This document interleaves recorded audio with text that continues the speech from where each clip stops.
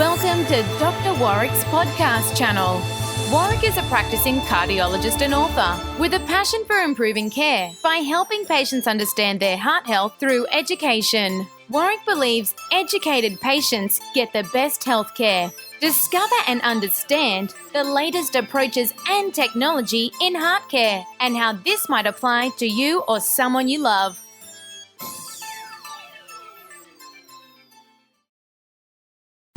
Hi, my name is Doctor Warrick Bishop and I'd like to welcome you to my podcast and videocast station and of course welcome you to the Healthy Heart Network. Today I'm going to talk about blood pressure. Now I've spoken about blood pressure on a number of occasions and if I can emphasise it again, blood pressure is really important. Like it's really important. So always get it checked and follow up with your doctor and check where it is. Anyway, today, the specific thing I would like to talk about blood pressure is what's more important, the top number or the bottom number on a blood pressure reading. Well, let's just quickly remember what the top number and the bottom number are. As the heart is pumping blood into the bloodstream, the valve connecting the heart to the aorta is wide open and the heart is squeezing full tilt and the highest pressure in the circulation is measured. That highest pressure in the circulation is called the systolic blood pressure. It's called the systolic blood pressure because the word we use for contraction of the heart is called systole. So we could call it the contraction of the heart blood pressure. But we tend to call it systolic blood pressure because that makes us sound quite aloof and knowledgeable because we're using jargon that you guys don't normally understand. Well, what's diastolic blood pressure? Well, diastolic blood pressure in actual fact is the blood pressure we get when the heart's not contracting. So let's think this through. Heart squeezes, blood shoots out into the circulation. We measure the highest pressure during that time. That's the systolic blood pressure. Heart stops squeezing. Blood stops flowing out of the heart. Blood starts to come back into the heart, but the aortic valve closes.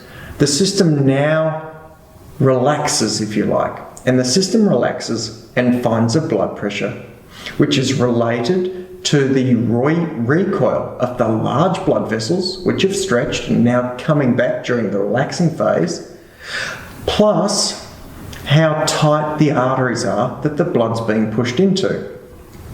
So if there's plenty of recoil in the arteries during the relaxing phase of the heart contraction and the arteries are tight, then the diastolic pressure will be fairly high. Does that make sense? If the arteries do not recoil, then there's no energy to go back into the system. Let's say there's no energy. Let's imagine someone who's got stiff arteries, and let's say they've got very open, major arteries, and let's say they've got very open small arteries that are being pumped into.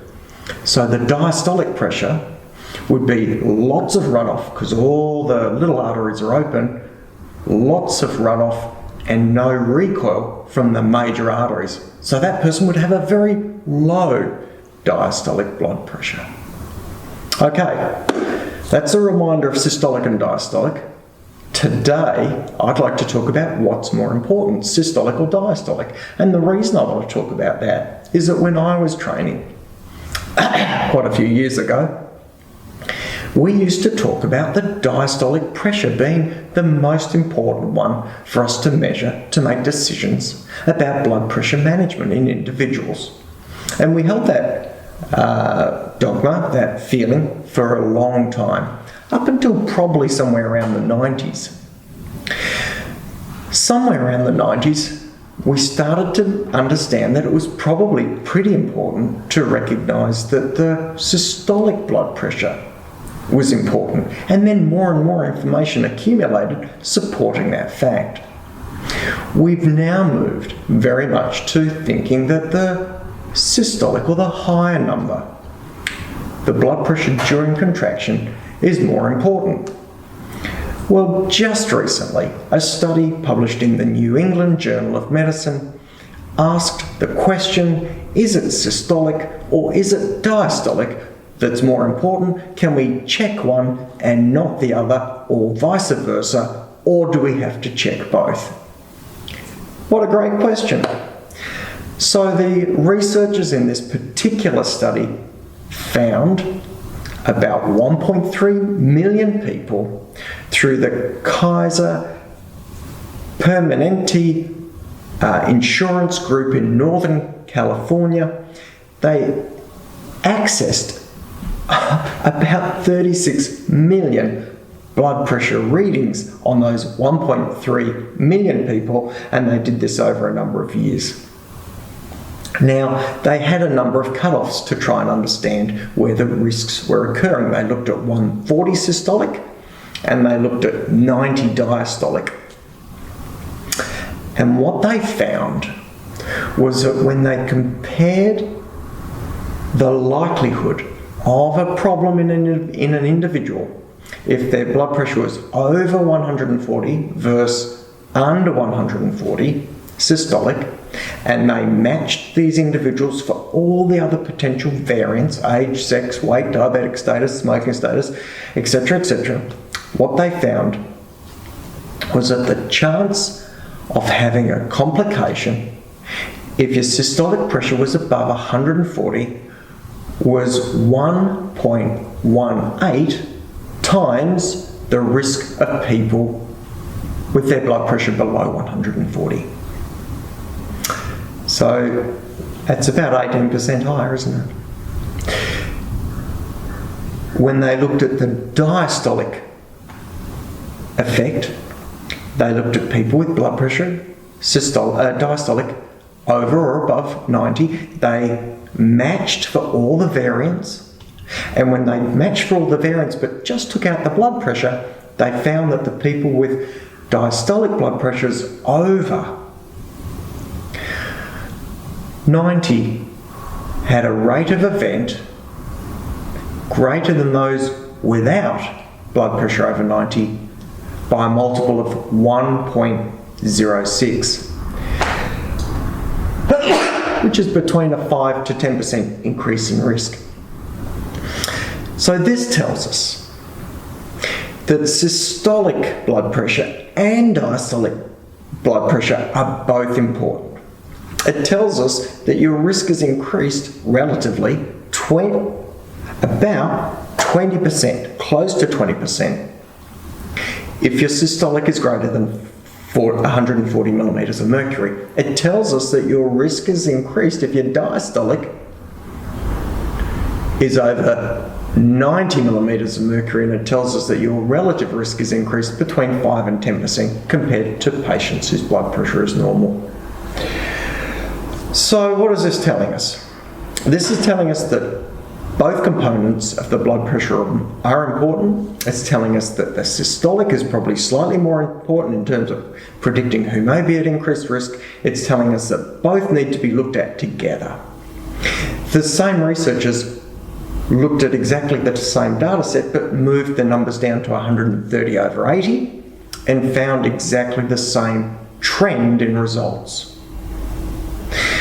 They raised the possibility that diastolic pressures that were too low may have been associated with increased risk, but that's still hazy. We would consider that a J curve, i.e. you get benefit and benefit and benefit down to a certain point, and then if you keep lowering it, then mortality and morbidity increases, a J if you like. But that's not 100% certain, because the people whose blood pressure was very, very low, diastolic in particular, was very, very low, may well have had old, stiff arteries, and other factors may have been at play.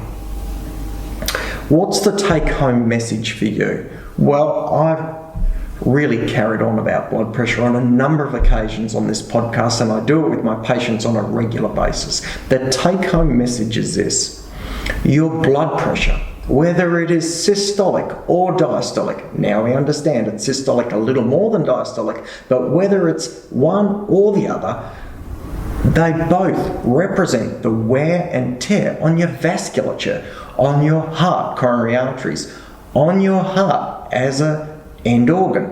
It will potentially develop cardiac failure elevated blood pressure is closely linked to atrial fibrillation, and it is very closely linked to risk of stroke.